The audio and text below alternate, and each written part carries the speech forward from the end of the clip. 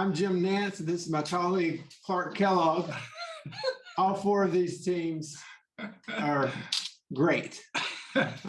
But seriously, we are very excited about the Final Four. And at the outset of the Final Four, we would like to acknowledge the two persons whose name is on this competition because of their generous support of business ethics education at Stetson University. And I would say at all of these universities who are participating at this, Troy and Sissy Templeton. I haven't seen Troy and Sissy come in. I know that they are somewhere in the South Pacific, so they might not have been able to get a connection for today. But thank you all for being here today, everyone, and thank you for all your support of the students who have been in this competition. Now we have randomly selected the order for the Final Four presentations, and the first team should be ready to go. That's Florida Gulf Coast University, Thomas Danzy and Stephanie Mode. And if Thomas and Stephanie are ready, we will start the clock when you begin speaking. Can they hear us? They're sharing slides.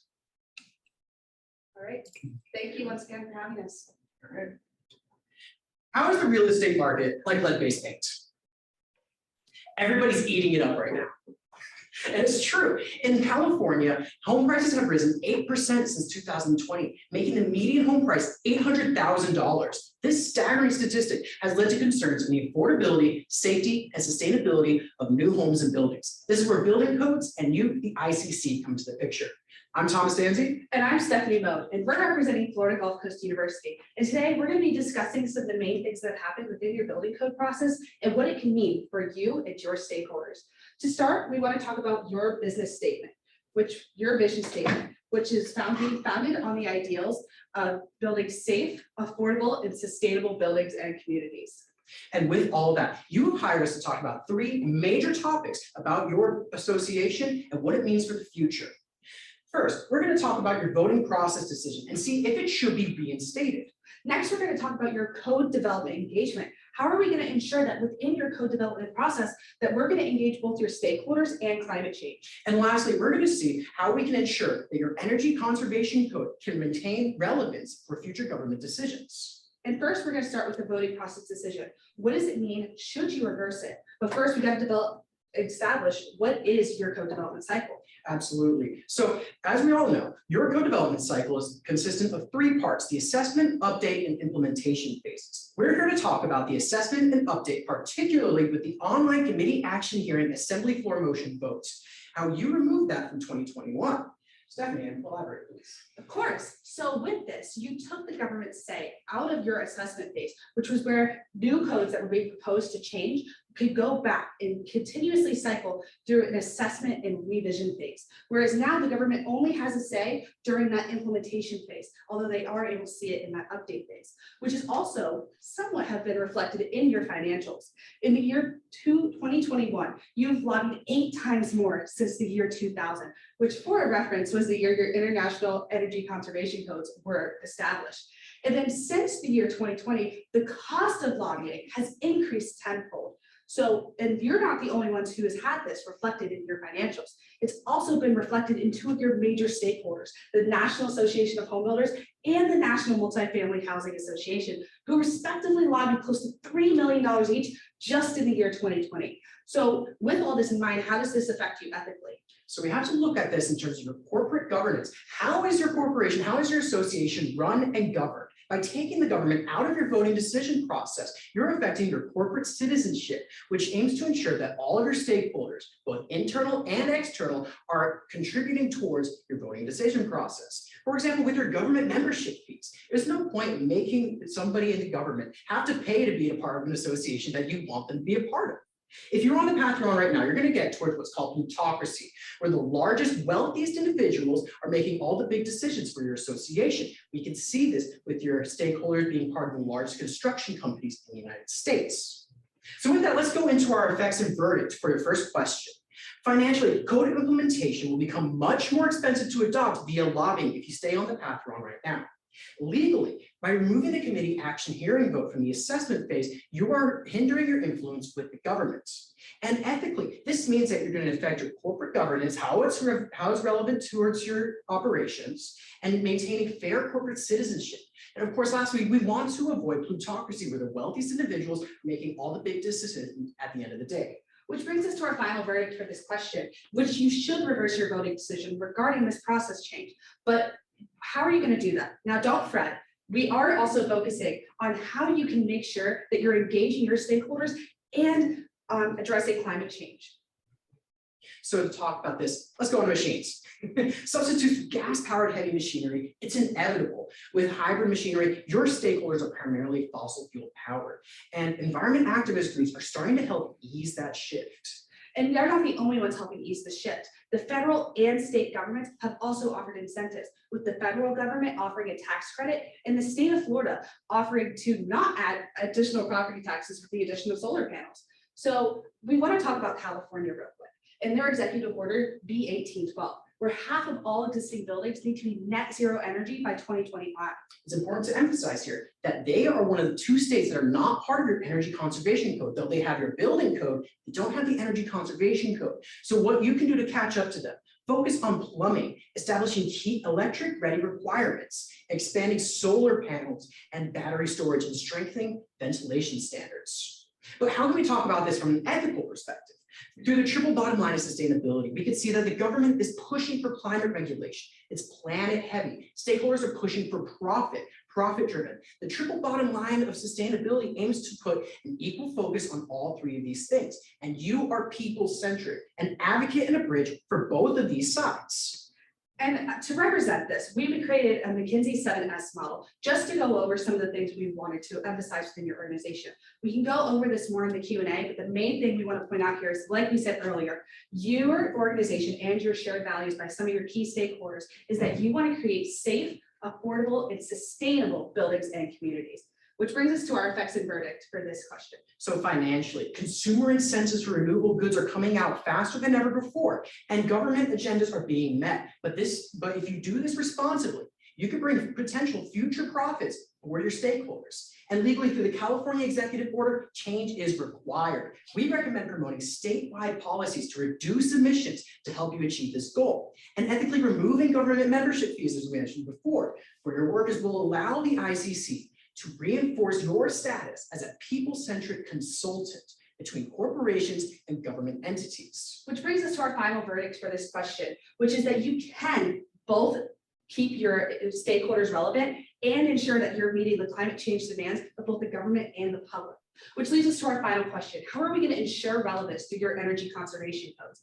Well, to start, they were founded in the year 2000, as I mentioned before, and from the years 2006 to 2015, you had a 30% energy efficiency boost in them, which was great. But unfortunately, through 2015 to 2021, you had less than 10% efficiency boost, which if you continue going down this path, you won't make net zero energy by 2050. So why is 2050 such a big year? Well, the Paris Climate Agreement.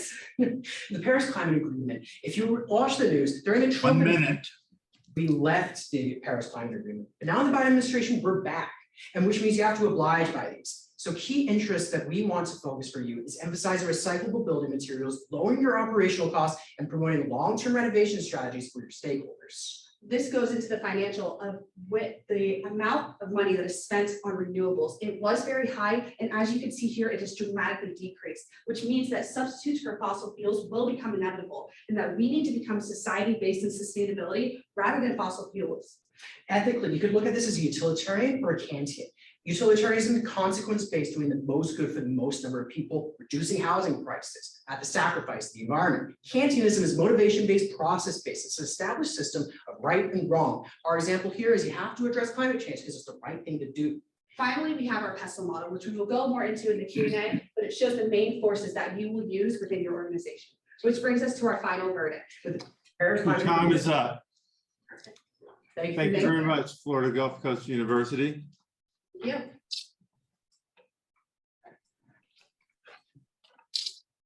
At this time, we'll be bringing in the St. Petersburg College team.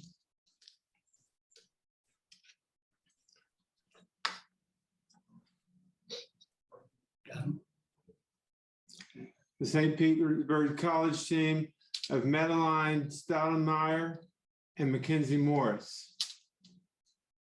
And when Madeline and Mackenzie are ready and begin speaking, your time will begin. You will have 8 minutes. We'll give you a 1 minute verbal warning when you have 1 minute left. Make sure the slides are on here before we are set. I would like to thank you for listening in on our presentation today on building codes and the climate crisis. My name is Madeline Stoudemire, and this is my colleague, Mackenzie Morris. And we are St. Petersburg College, a consulting firm hired by CEO Dominic Sims and his senior team. And we are here to recommend that we revert back to the 8-step process and engage all stakeholders in order to properly address climate change in the upcoming code development cycle. And today, this is just our agenda and showing some ICC information, some recommendations, background information, stakeholders, all of our financial, legal, and ethical considerations, and our conclusion. And then we're just going to go over some basic ICC information. We have your mission statement and vision up here. We're looking at providing the codes, tools, and resources that members rely on and building safety professionals turn to. And you also identify creating safe, affordable, and sustainable buildings and communities. We also laid out some of your core values here, which really show the global building safety aspect, also creating an equal playing field for builders and manufacturers, bring in the idea of diversity and inclusivity, specifically inclusivity in the parts of the Code Council. So this really shows rule utilitarianism as our ethical theory, because you're showing the core values or the specific rules that you're laying out that you would like your codes to follow, which go global, including our nation and other nations. So it's really building the most amount of good for the most amount of people. And I'm going to be passing on the recommendations to my partner, Mackenzie. Thank you, Maddie. So as she mentioned, we will be looking at rule utilitarianism. That's really the theory that these recommendations were formulated under. Rule utilitarianism being a theory that looks to create the most aggregate good for the greatest number of people, specifically looking at those long-term benefits. So to start, our first recommendation is that you revert to your former 8-step voting process. Our second recommendation is that you engage all stakeholders and use the de-risking energy efficiency platform. Our third recommendation is that you lobby for tax credits for buying an energy efficient building. Our fourth recommendation is that you address climate crisis in terms of carbon emissions. And finally, we recommend that you address building resilience. So for our first recommendation, we do think you should revert back to that former 8-step process that you had previously before changing it. We think that this process adequately includes all of those stakeholders and allows them to all work together and compromise to create a plan and those I-codes that really works for everyone and creates that long-term good that rule utilitarianism looks for. Our second recommendation is that you engage all of the stakeholders and allow all of them to have a say in the creation of these codes through the different hearings that are included in that 8-step process. Especially with rule utilitarianism, we're looking to include all stakeholders and make sure that everyone is benefiting. So it's incredibly important to make sure that their voices are heard in that respect. Part of this recommendation is that you use the de-risking energy efficiency platform, and that was created by a European Commission group that is looking to reduce carbon emissions in the construction industry. And by putting in information about your project, you're able to get things like payback time and avoidance costs, which are helpful in identifying that financial risk for any of those projects and allowing that compromise to take place, knowing all the facts. Our third recommendation is that you should lobby for tax credits for buying an energy efficient building. And this is to make sure that those construction companies and those other stakeholders that are bearing those costs still get their benefit while allowing those climate friendly building codes to take place and really put in that long-term benefit for the climate. The connection here between your organization and the Secretary of Energy, Jennifer Granholm, is incredibly important, as that is the tie to your government support that you'll need for those tax credits. Our fourth recommendation is addressing the climate crisis in terms of carbon emissions. Now, the first part of this is embodied carbon emissions that are released during the construction of a building. And we think it's incredibly important to include those low carbon alternatives in the plan before construction even starts, because you're looking to create those long-term benefits. And it's important that all of the stakeholders agree in these codes that will influence these plans before construction even starts. And that can be done through things like using low carbon concrete mixtures, minimizing waste, and really just looking at areas where emissions can be reduced before construction even starts. The second part of this is operational carbon emissions. This is the carbon that's emitted from the actual use of the building. And one way we can reduce that is through solar power. Adding solar panels to the building during construction will allow a reduction in the amount of fossil fuels that are used. And that's just a stepping stone before eventually transitioning to fully renewable energy. But we recognize that that's going to take a long time.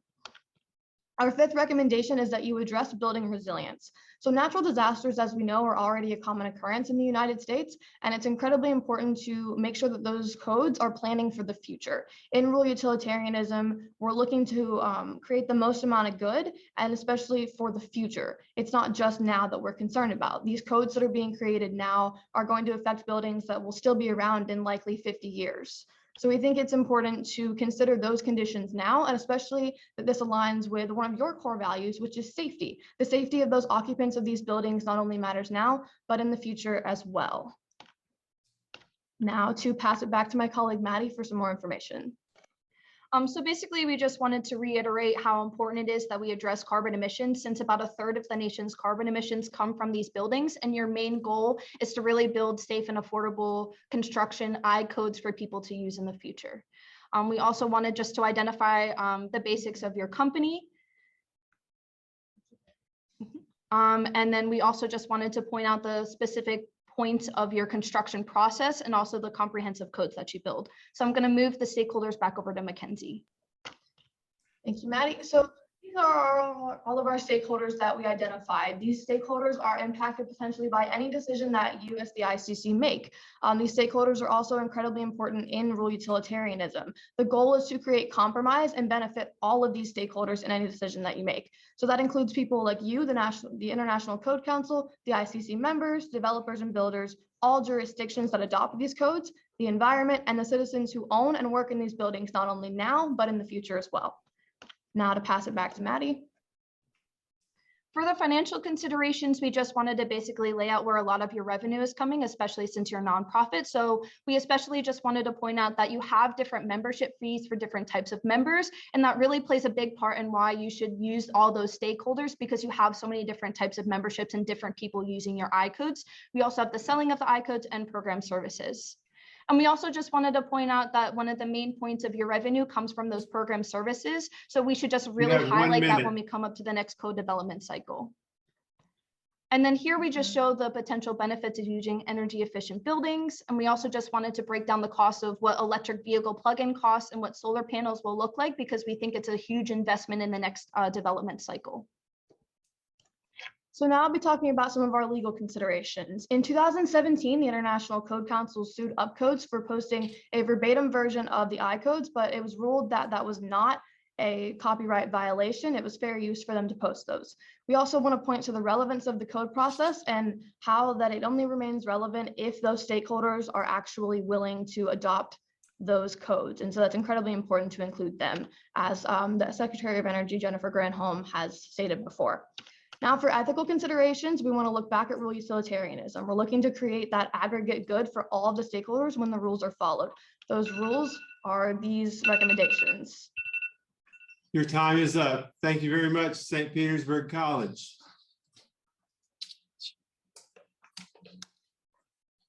Our next team to present will be University of Massachusetts Amherst.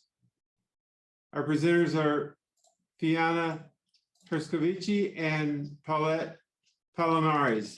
And when Fiona and Paulette are ready to present, and when they have their slides on the screen, and you begin presenting, your time will begin. You have a total of 8 minutes. You'll be given a warning, a 1-minute warning at the 7-minute mark, and you will be finished at the 8-minute mark. So when you're ready and when your slides are on, Fiona and Paulette, your time will begin. Where are they? They'll show up when they start speaking, I think. Okay, so welcome back, everybody. We're going to be talking about the ICC and a little bit about its, well, a lot about its voting process.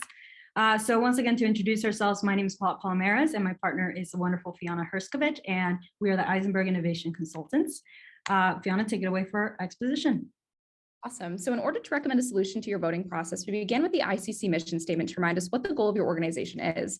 The mission of the ICC is as follows: to provide the codes, tools, and resources that members rely on, building safety professionals turn to, and manufacturers in the public trust. This last founding principle of trust that establishes the ICC as a credible entity in the lives of lawmakers will play a critical role in the reasoning behind our recommendation. Next slide.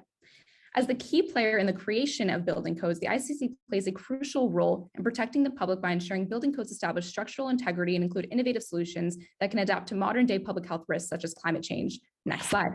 As you can see here, this drastic change in weather wreaks havoc on buildings and will lead to costly damages if ICC does not adapt its code with climate change. This means incorporating elements of resiliency planning and climate change mitigation factors within new editions of the IECC to ensure infrastructure can withstand a changing environment. However, these suggestions to the code, next slide, have been one of many brought up by these varieties of ICC stakeholders. And we've kept these parties top of mind, being the citizens and property owners, government officials, a diverse array of national organizations from Earth Justice to NAHB, scientific experts, and lastly, industry professionals as top of mind in order to ensure that each of these parties impacted by the new building codes will have a voice in the establishment of a reimagined IECC voting system. So now with the ICC's shift away from voting by governmental stakeholders, there are two groups that feel differently about this change. So we have groups like the NAHB and industry groups that feel like, okay, all the irregularities that were done in the past have now been addressed, and that now we have more room for expertise to come in and talk about it when it comes to building codes. However, on the other side, we have groups like the AIA who feels like they're worried about the inclusivity, and they're also worried about the climate change crisis not being addressed significantly. And so, over next slide. And so one of the things, you guys have already been doing really, really good with your voting process. However, we have a few things that we wanted to add. And we believe that the way you got there is a little bit flawed, because when you made this massive change, normally you would have your membership vote on it, but there wasn't really much of a communication there, and you just completely changed it when 75% of respondents actually favored staying with the old voting model. So once again, it's about rebuilding that trust to make sure that your stakeholders are working well with you and communicating and creating that transparency. So we're going to go a little bit more into that through our 5-step approach that we will go into a little bit later, that addresses 2 questions, those being who gets to make the changes to the code and what changes should be made. So for the ethical analysis, Fiona. Moving into ethical analysis here. So to create a voting process that will reestablish trust and therefore credibility in ICC codes, the ICC must dedicate itself to being transparent in all of its processes. So in order to reestablish that trust and transparency, the ICC must establish due process, both procedurally and substantively, to ensure stakeholders are aware and in agreement for every part of the voting process. Who gets to make changes to the code is the leading question fostering our discussion of the procedural recommendations we have to the ICC-IECC voting process. Over to you, Paula. And so now we ask the question, what changes should be made to the code? And so it's that aspect of making sure that the result is fair. How do we do that? Well, we make sure, once again, we're transparent, that we're getting public opinion, that we're getting stakeholder opinion, that we are giving decision makers all the information they need and all the information that you have, so they can make the most appropriate decision. And so going into that, because now we're also talking about energy efficiency, climate change, we also have to take into consideration the ethical frameworks of things like environmental rights, utilitarianism, sustainable development, environmental justice. So we make sure we are making that most accurate decision and considering every angle. So financial analysis, Fiona. Awesome, thank you so much. So as you can see, there is, next slide. And next slide after that. Awesome. So there is a value gain for both stakeholders and the ICC in our recommendation. For stakeholders, an investment in innovation will lead to the implementation of EE standards, which will lead to improved sustainability, ultimately causing upfront costs to shrink as green innovations are adopted as commodity. For the ICC, a short-term investment in a PR campaign will help to reestablish stakeholder trust through conversation with your organization about your newest voting process, which will then lead to ICC brand restoration. After all, if your stakeholders do not have trust in your code, then your code will never become law and your organization will gradually stop serving a purpose. So now going into a little bit of the legal aspect about it. So the ICC, this is going full circle back to its mission statement, making sure that there is that public trust apart from really showcasing your building codes. And we want to make sure that you, once again, establish that transparency and make sure you get that trust back, because if you don't continue to maintain that trust and you have competitors come into the market, then the ICC can just be pushed to the side. And that is not what we are looking for here. So right before we get into our recommendations, we bring up that point again of we are trying to make sure that the process is fair and that the decision that the process gives is fair as well. And so the recommendation, we go into that question of who gets to make the changes to the code and what changes should be made through our 5-step process that Fiona will go into more detail. Awesome. Next slide, please. Perfect. We recommend that your organization run a public information campaign directed at stakeholders to communicate that the ICC is taking a new approach to the IECC voting system, the PR campaign mentioned in our financial analysis. A member vote must occur on the composition of the committee to ensure all stakeholders agree on the process and selection of the committee. Step 2. After the process and creation of the committee has been made, the voter representative eligibility and selection process must be voted on and established. To move on to the next step, the selection of voting representatives, this process must be voted on by stakeholders. Step 3. If the voting representative eligibility and selection process is passed by members, then that process should be followed to determine expert, unbiased voting representatives. If there are concerns about the results of the process for choosing voters, then stakeholders may make an appeal to the ICC to ensure the voting process continues to be open to all members' input. Next slide. After voting representatives are chosen, the process for making changes to the code must be created and voting on by members. In addition, an appeals process should be established for members to be able to appeal code changes. Next slide. Only after the process for making changes to the code has been voted upon by stakeholders and passed can changes to the code actually be made. Thus, our recommendation encompasses both procedural and substantive elements of due process to create a new IECC voting system that ensures stakeholders are involved every step of the way towards change. And in the past, next slide, you have also enacted a tiered approach as we have done here. However, it is important to note here that extra You have 1 minute. Thank you. However, it is important to note here that extra support and additional partnerships, such as educational campaigns, extra training, and government incentives may be needed to truly advance energy efficiency code. Green innovation and building codes must be adopted and developed in tandem to succeed in your mission. Next slide. So building codes are living documents. They should change and adapt according to the most pressing matters of public health and the input of a variety of stakeholders. Through transparent voting processes that embody the elements of due process, trust and consensus between the ICC and its members can be established to advance energy efficient code and build a stronger world. Thank you so much. We open it up to questions. Thank you. Thank you very much, University of Massachusetts Amherst. Our next and final presentation today in the finals is Campbell University. The presenters will be Laura Kerr and Caleb Langdon. And they're being brought into the room now. And our timing device is getting set. When Laura and Caleb are ready and their slides are presented or on the screen, Laura and Caleb, you'll have 8 minutes for your presentation. I'll give you a 1 minute verbal warning at the 7-minute mark. Perfect. Can you see everything all right? Yes. All right. Good afternoon, Mr. Sims and the ICC board. My name is Laura Kerr, and this is Caleb Langdon, and we're with the Langdon & Kerr consulting firm. It is an honor to be advising the ICC Executive Board regarding the issue of the International Energy Conservation Code and the development process in voting. As soon as your board contracted with our firm for this consultation, we began our in-house research process. We had phone conversations with Bill Fay of the Energy Efficiency Codes Coalition, Carolyn Burnt of the National League of Cities, and Kim Cheslak of the New Buildings Institute. After these conversations, we decided to conduct a more in-depth analysis of all 207 public comment letters that were submitted by stakeholders regarding the switch to the ANSI standard. Through this analysis, we gathered that 52 of these letters were in favor of the change to the ANSI standards process, 143 opposed this change, and 12 of the letters were unclear with their standings on this change. Due to this research, we have decided that the best path forward for the International Code Council is to return the IECC to a modified version of the governmental consensus process, what we are calling the redesigned GCP. We will start with our financial reasoning behind the decision to switch to the redesigned GCP. An important goal of the ICC, and especially the IECC, is cost reduction. There are two primary approaches to cost reduction: short-term, which is often achieved with less strict codes, and long-term, which is best achieved with progressive codes. Benefits of reducing short-term costs include making housing initially accessible for low-income families and keeping construction costs low.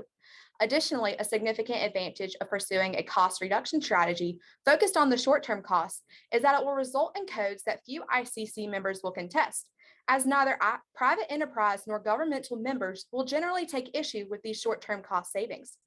These short-term cost reduction strategies are far from trivial. However, we believe that reducing the long-term cost is even more important.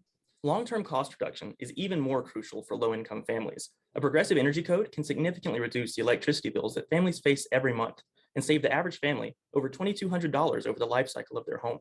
In our conversation with Bill Fay, he brought to our attention the fact that unexpectedly high energy bills were a leading cause of home foreclosures. This was exactly the case for Leanne Shellberg in Fort Collins, Colorado, when a journalist from Inside Energy told her story in 2016. Although economists say that utilities should account for approximately 6% of a household's budget, unexpected peak energy costs caused by heating during the winter months were taking up to 15% of her budget and causing her to face constant worry about her electricity being shut off. Long-term cost optimization is what can make the ICC truly indispensable as an organization in the fight against carbon emissions. The reduction of carbon emissions and the approach towards more sustainable housing is the only responsible path forward. A short-term outlook is easy, but a long-term outlook is necessary. Multiple organizations published a cost-effectiveness analysis report of the 2021 IECC. 3 significant reports were released by the Department of Energy, the NAHB, and the EECC. In an attempt to avoid bias, we will present what we consider to be the most objective cost-effectiveness analysis, that prepared for the DOE by Pacific Northwest National Laboratory. Pacific Northwest concluded that the 2021 IECC was a success in all major categories, allowing homeowners to benefit financially. These codes were shown to generate average life cycle cost savings of $2,254, a simple payback period of 10.09 years, and 4 years to achieve positive cash flow in all climate zones. Next, we will discuss the legal implications of this process change. One potential legal concern for the ICC's members is the litigation that builders may face after the construction of a new home. If their work is not deemed sufficient to protect home against changes in future weather patterns, they may be embroiled in lawsuits that, even if won, will result in large costs. Another legal issue that the new standards process may face was brought to our attention through our email correspondence with ASME Director of Research, Stephen Ferguson. His concern was that the ICC risks violating the ANSI essential requirements by duplicating pre-existing standards. Our last potential legal concern with the new standards process that your organization adopted is the false representation of the IECC as an ANSI accredited standard, when this is not actually the case. Kim Cheslack informed us that although the ICC is an ANSI accredited institution, this does not necessarily pass on to their individual codes, and it does not include the IECC. We can then consider the exact same issue from our last major perspective, ethicality. Through our conversation with Kim Cheslack, we learned that the new process allows bias to enter the appeals considerations. She said that there is no third-party method of appeal. If, at the end, something goes awry, anyone can appeal to the ICC, but there is not an appeal that can be made to ANSI. As an ANSI-like process, the ICC maintains full control to dismiss or otherwise deal with an appeal however they see fit. Another major ethical consideration is the lack of engagement that the new process holds for the majority of these stakeholders. During the 2021 original governmental voting process, 2,261 voters were incorporated. This wide array of voices is now being replaced with 2 committees with a grand total of only 93 voters.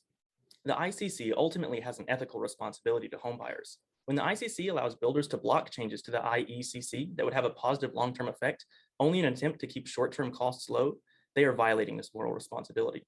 As Adam Smith said in his lesser-known work, The Theory of Moral Sentiments, the wise and virtuous man is at all times willing that his own private interest should be sacrificed to the public interest of his own particular order or society. Lastly, we must emphasize an essential and largely ethical component of any ICC development process: transparency. After the NAHB secret deal, there were many concerns addressed to the ICC. Specifically, the Department of Energy and the Congressional Energy Committee requested from your board the release of the Memorandum of Understanding from this secret deal. Although this MOU was eventually released in response to congressional request, we believe that the extended secrecy and reluctant distribution of this deal borders on the unethical. From the Langton & Kerr consulting firm, here are our final recommendations for you. We strongly recommend that the MOU with the NAHB be formally released to the general public. And in the future, we recommend that all publicly relevant agreements and contracts be formally published within 12 months of their finalization. We are keeping the general format of the original governmental consensus process with some key modifications. We'll retain the commercial and residential energy committees formed from the new standards process to serve during the committee action hearings, allowing industry representatives such as the NAHB to still have an important voice. To address the concerns like those mentioned by the leading builders of America during their appeal following the 2021 code cycle, we have also made changes to the online voting process. It is important that the governmental voter registration deadline be moved up to allow time for a list of all voting members to be drafted and released in a timely manner. Additionally, to avoid uninformed voting, all online voters will have to read a written summary of the committee action hearing recommendations and sign an affidavit to that effect before submitting their vote. Utilizing our redesigned GCP will produce efficient codes that can achieve long-term cost reduction and ultimately keep electricity bills low for families just like the Shelbergs. In the future, these efficient codes will also forward the fight against carbon emissions with the urgency expected by both the stakeholders of the ICC and the general public. By maintaining the progressive codes that your organization has been lauded for in the past, the ICC can guarantee its permanent relevance for the years to come. We sincerely hope that the strategies we have presented here will be both actionable and helpful for the ICC. We have faith in your board's commitment to do the right thing, and we're excited to see what the future holds for the International Code Council. Thank you very much, Campbell University. At Thank you. this time, I'd ask that everybody unmute and give a round of applause for all four of our teams. Great job, four teams. We offer our congratulations to all of the teams, all of the finalists, and it was a very great competition all across the board. We're going to now ask our judges to begin their final deliberations in the judges' rooms. Please meet us back here in this plenary room at 3:30 for the presentation of all the awards, the finalists awards, as well as the runner-ups from the brackets. Thanks again, and we'll see you back here. I'm just wondering if I see that Mr. Templeton has joined the presentations today, and I don't know, Troy, if you're going to be back at 3:30 for the final awards, and I didn't want us to leave without giving you an opportunity to bring greetings to the group if you're not able to come back later this afternoon. Yeah, well, thank you, Jim, John. Another great presentation overall by the students. I don't think I've heard anybody speak so fast since the FedEx commercial a few years ago. You guys fit more words in than I in the shortest period of times I've seen. But again, great quality presentation. Congratulations, teams. And I hope to be here for the 3:30 presentation. Great. I'm actually somewhere in the South Pacific right now, so it's I'm not sure about my connectivity to the internet, but all well, and appreciate the opportunity to be here now. So hopefully we'll be here in another hour and a half. Thanks. Okay. Great. Thank you, Troy. All right, folks, we'll see you back here at in an hour, and we'll meet the judges all in the judges' room, please. Okay, see you later. And we're excited to start our presentation now. So for our awards presentations today, we will begin with the recognition of our 4 bracket runners-up.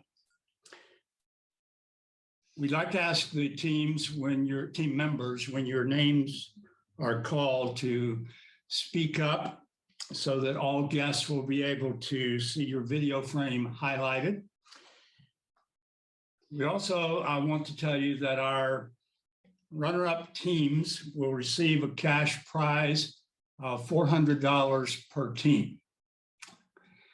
So we are ready to begin. And Dr. Tishner is going to call out the names of the universities and the team members of the bracket runners up. So first, for the pond bracket, the runner-up was Clemson University, Hannah Fugate and Ashley McCord. Hannah and Ashley, if you will unmute and say hello. Hi there, everyone. Thank you so much for this opportunity to participate. We had a great time. Great. Congratulations. Congratulations. And congratulations to their faculty sponsor, Robin Radke, as well. Robin, if you're on the line, please say hello. Yep, thank you so much. We really enjoyed it. Thanks, Robin. In the Sunshine Bracket, the runner-up team was Belmont University, Victoria Edgar and Grace Glass. Victoria and Grace, please say hello. Thank you so much for having us. It was an absolute pleasure to present for you. Thank you very much. And I'd like to say congratulations to Belmont's faculty advisor, Boyd Smith. Boyd, if you're on the line, say hello, please. Hello. All right. Thanks, Boyd. In the Manatee bracket, the runner-up was Pennsylvania State University, Katie Adams and Anna Shimek. Katie and Anna. Hi, everyone. Thank you so much for allowing us to participate this year. It was so great, and we look forward to hopefully seeing you all in person next year. Great. Great. Thank you very much. And Penn State's faculty advisor, Michelle Darnell. Hi, everybody. Thank you so much. I will echo what my students said. I'm looking forward to seeing you all next year in person. Thanks, Michelle. And in the beach bracket, the runner-up was Georgetown University, Jacob Field and Lucrezia Lualdi. Jacob and Lucrezia. Hello, thank you so much. It's an honor. Yeah, same. Thank you so much for having us. We enjoy the competition very much, and we look forward to see you next year in person. Great, thank you very much. And congratulations to their faculty sponsor, Monisha Amani. Thank you so much, Stetson, once again for a wonderful competition. It's always a pleasure to be one of the schools and be in this competition. Thank you. Thank you. Thank you. And now for the presentation of the awards to our 4 finalists. So our 4th place winner today is Florida Gulf Coast University. And the team is Thomas Danzy and Stephanie Mode. And we congratulate their faculty advisor as well, Dr. Eric Dent. Thank you so much. Oh, you're all together there. That's great. We're all here. Thank you very much. Okay. Thank you. We look forward to seeing everyone in DeLand next year. Well, Eric, we thought you were in that classroom to present a lecture to us this afternoon. But we've only allowed 45 minutes. Is that enough? Okay. Congratulations. Congratulations. 3rd place winner is St. Petersburg College. And the team is Madeline Staudenmeyer and Mackenzie Morris. And their advisor is Dr. Adeniji Odutola. Where is the St. Pete team? Hi, 1 second. We just want to say thank you for this opportunity to compete, and we had a great time. Great. Thank you, Mackenzie. Placing 2nd is University of Massachusetts Amherst, Fiona Herskovich and Paulette Palomares. Hi, everybody. Thank you so much for the opportunity to compete today. It was an honor getting to compete alongside so many talented and incredible schools. And we're so excited to come back next year. Great. And your faculty advisor is Jennifer Merton. That's me. Hi, everybody. Thank you so much. We really appreciated it. It was wonderful. And taking 1st place, Campbell University, Laura Kerr and Caleb Langdon. Thank you very much. Yes, thank you so much. It was an honor to participate, and we thoroughly enjoyed the whole process. And special congratulations to Mark Steckbeck, because Mark's on there someplace, I think. This is your 2nd year in a row of your team has won. This is a different team, different 2 students, but you're doing something coaching those students at Campbell. So congratulations to Campbell University, back-to-back winners of the Templeton Business Ethics Case Competitions. Congratulations, Campbell University. Thank you. We really appreciate you guys putting it on and all the contestants. Congratulations to all of the teams for an excellent job done today. It's our pleasure now to recognize again Troy and Sissy Templeton. the persons whose name this competition bears, and we're grateful for the wonderful support that you have given to the Stetson School of Business and to this business ethics case competition. And I think both Troy and Sissy are both on the call right now, and wanted to welcome any comments that either of you might wish to make. Sure. No, thank you, Jim. John, again, great competition. Always amazed at the quality of work that goes into these presentations by all the students. Certainly much higher level than anything I ever did during my years at the university a long time ago. But again, really impressive. All of you will be, I'm sure, very successful as you continue your careers, and hopefully you gain something from this experience. So we appreciate you and your efforts, for you taking the time out of your busy schedules to engage in the competition. We wish you the best. We do look forward to seeing if Campbell can come back 3 years in a row and have a healthy competition next year, and being in person. So I have it marked on our, Sissy and I have it marked on our calendars, and we look forward to getting back to DeLand for that. So thank you again. Wonderful competition. Thank you to all the judges too. I appreciate all the time and effort that you take out of your time to sit through the various presentations. As well as the student volunteers. And again, Jim, John, your leadership has just been fantastic to see how this program has grown over the years. So we thank you. Thank you, Troy, and thank you and Sissy for taking time when you're traveling to be with us this afternoon. We appreciate that very much. Congratulations and thank you to all of our students and faculty advisors for a superior demonstration of advising, research, analysis, and communication. We really, truly saw some great things. I heard some recommendations that I've been thinking a lot about this case. And oh, you don't want to hear me talk, give my 15-minute talk about it. But we wish you all a great conclusion to your spring semester, and we look forward to having you at Templeton again next year. As we've been saying, we expect to be in person next year. We will update our website with hotel reservation information later this spring. And mark on your calendar, next year's Templeton is February 16th and 17th, 2023. We will see you then. Thank you all. Bye-bye, everyone. Thank you, gentlemen. Thanks, everybody. Thank you. Congratulations. Thank you, everybody. Yep, congratulations. Bye-bye. Thank you. Thank you. Thank you.